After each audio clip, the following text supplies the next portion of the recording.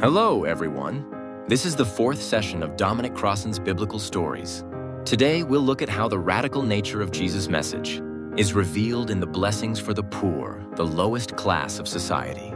Professor Crossan argues that this word we often hear lost its radical social meaning in later generations and was distorted into a spiritual meaning. In the Gospel of Luke, Jesus simply declared, "Blessed are you who are poor." The Gospel of Matthew changed this to, "Blessed are the poor in spirit," that is, "Blessed are those who are poor in heart."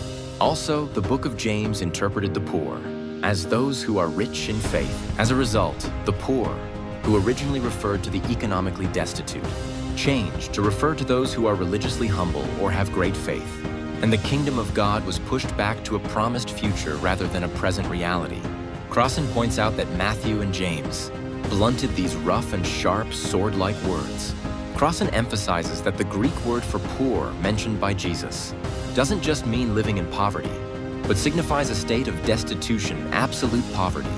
The Greek word poor used in the Bible refers to people who, due to illness, debt, drought, or war, were driven off their land and forced into absolute poverty and begging. Refers to those people. Jesus declared that those in a state of destitution due to systemic injustice are blessed. Crossan insists that we must listen to these words with a social sense.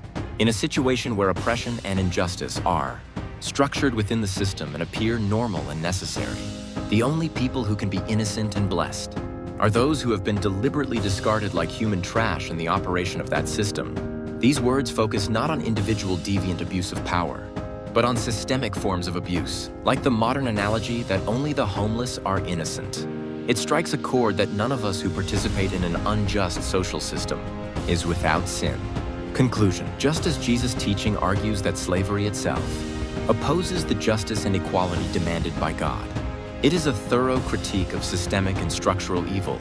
Professor Crossan's argument has great academic validity in that it powerfully restores the radical social critical power of Jesus' message.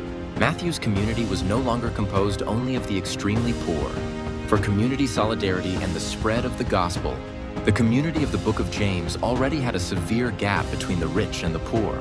This can be interpreted as a translation to address realistic community issues without losing the social demands of the word. In conclusion, Crossan restored the original social edge of Jesus' message.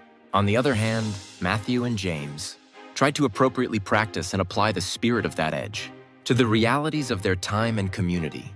What we need is to accept both perspectives and reflect on how Jesus' teachings are challenging the structural injustice of our society today.